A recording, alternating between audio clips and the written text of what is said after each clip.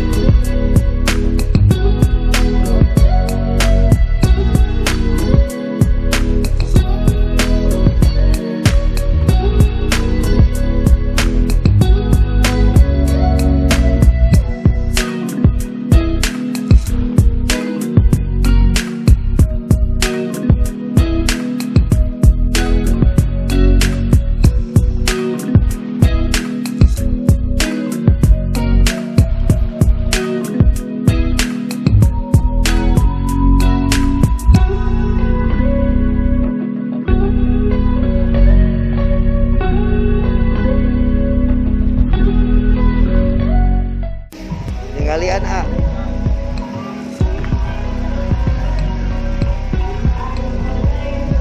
tapi rada sararakitnya, ikan artinya kembali dituju rada sararakitnya.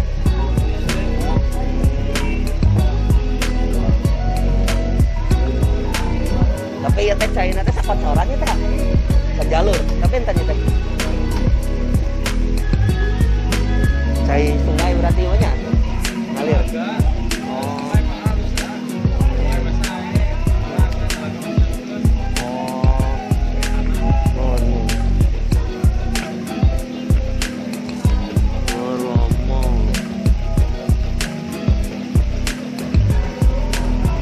Itu dari Talaga Perangnya, Talaga Perang nih.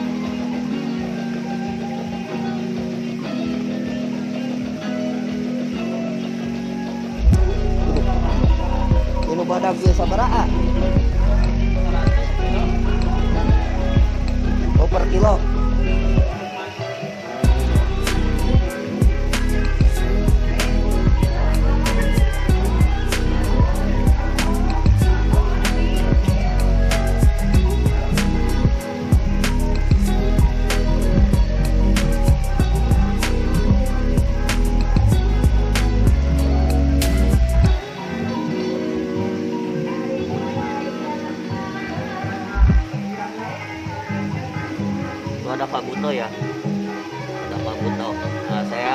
untuk jenis kabuto.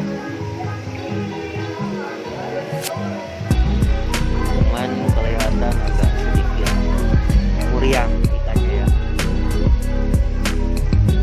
Anu kabuto sabaraha? Kabuto 25.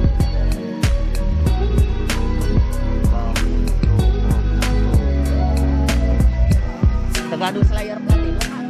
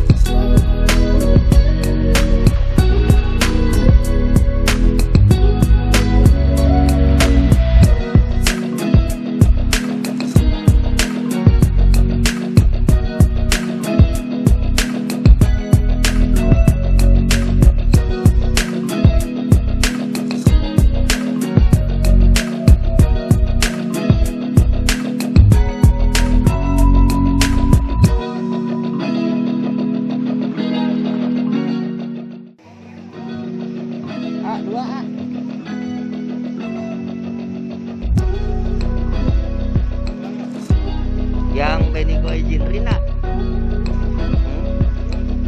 sama yang itu tuh ya aku nah eta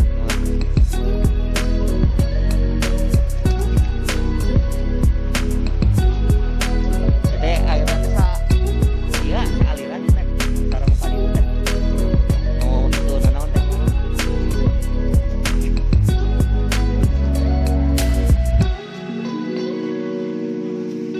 komet ini mah ya. Seberapa harganya? 10.003.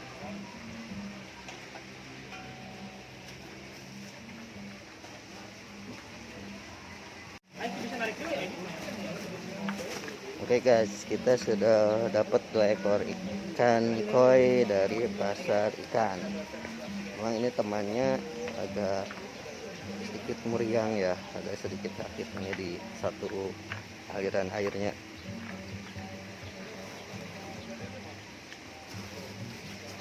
Oke, kita langsung lihat-lihat area lainnya ya.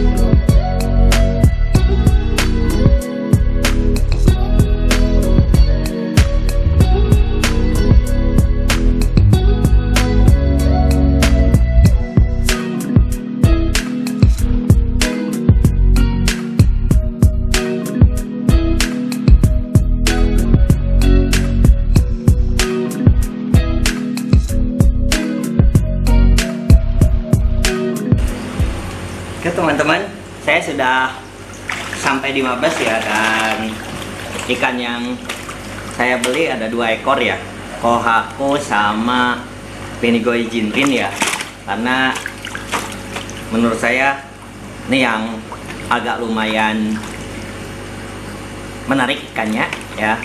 Oke, kita akan kampungan terlebih dahulu ikan yang sudah kita beli di bak karantina ya.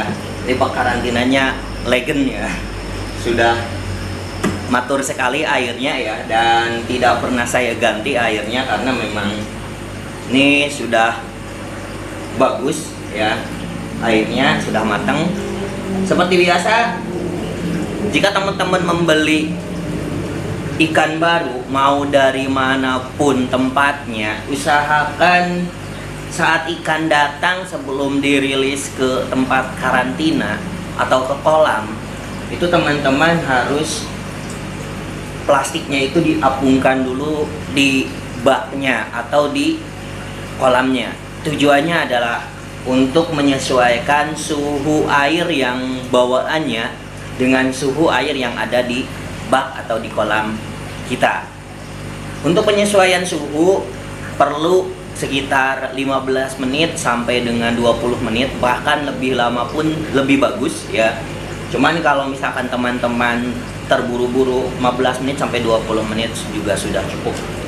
Oke, sambil nunggu kita akan ngobrol-ngobrol, kita akan ulas terkait dengan apa yang kita lihat di pasar ikan.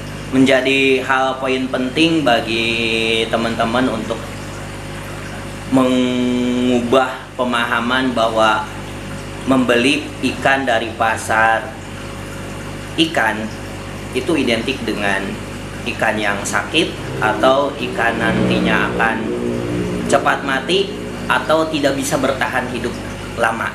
Nah, sekarang kita akan ulas satu persatu.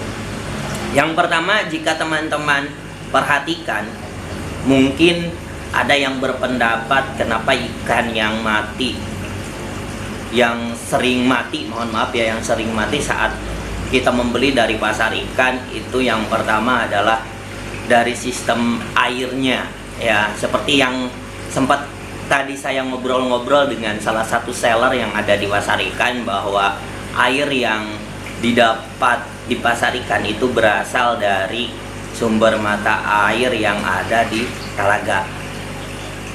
Dan beliau berpendapat bahwa jika air Talaga itu lebih tajam ya, atau lebih bahaya atau lebih kurang bersahabat lah dengan ikan, dengan alasan bahwa pH-nya terlalu rendah.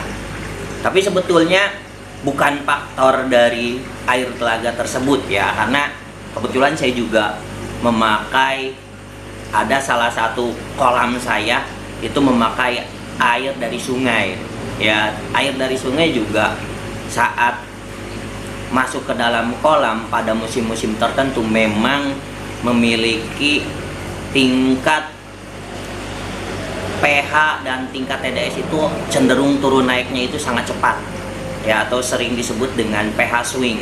Nah, saat pH swing itu biasanya ikan itu akan gampang sakit. Nah, kebetulan ditunjang dengan beberapa fasilitas yang dimiliki oleh pasar ikan, seperti yang teman-teman lihat, bahwa dalam satu kocoran air dia mensubsidi beberapa kolam dalam satu jalur ya. Jadi jika teman-teman perhatikan tadi, kolam-kolamnya itu pakai jaring ya. Jadi ada ikan yang sakit di jaring yang satu, di sampingnya ada ikan sehat, di sampingnya ada yang sakit lagi. Dengan berbagai macam jenis ikan, itu akan menimbulkan yang namanya crash bakteri. Dan mungkin beberapa seller tidak begitu memahami tentang bahaya jika kita tetap membiarkan ikan yang sakit dengan ikan yang sehat disatukan. Itu efeknya akan memang, yang ikan sehat juga akan membawa penyakit jika kita bawa ke kolam yang baru di kolam kita. Nah, makanya untuk mengubah mitos bahwa kita beli ikan di pasar ikan itu membawa penyakit atau umur ikannya tidak akan lama. Nah, teman-teman pahami saat ikan baru datang bahwa proses karantinanya itu harus memang benar-benar maksimal. Setelah plastik ini diapung ya, itu jadi ada tahapan berikutnya. Jadi mungkin teman-teman yang sudah senior, sudah paham, itu biasanya ada yang memberikan PK ya, atau ikan ini dimandikan di air PK ya, kemudian baru dimasukkan ke dalam bak karantina. Nah, ini di bak karantina itu ada beberapa poin penting ya, dan beberapa memang saya perhatikan teman-teman penghobi ada yang mengkarantina ikan hanya di bak biasa ya, tapi tidak memiliki sistem filtrasi.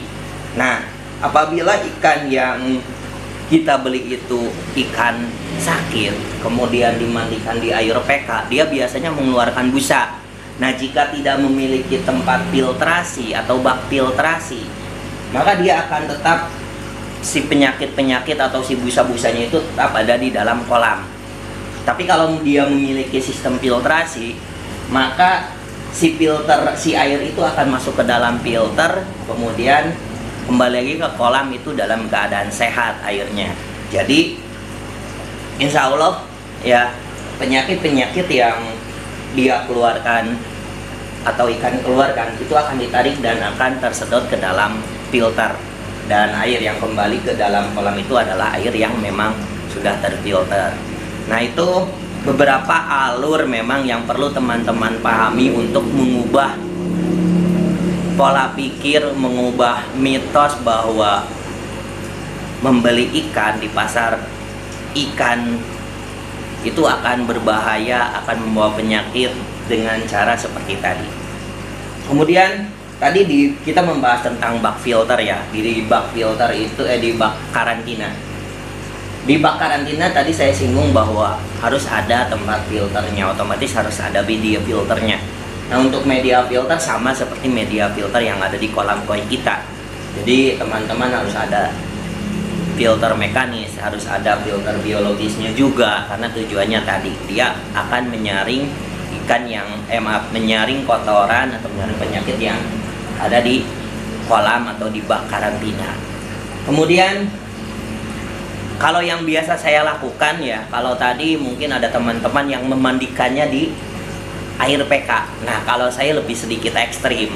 Jadi kalau saya itu akan lebih langsung bom PK di bak karantina ini. Ya, jadi hari ini setelah saya rilis ikannya itu biasanya saya bom PK, tapi tingkat kadarnya jangan terlalu pekat ya.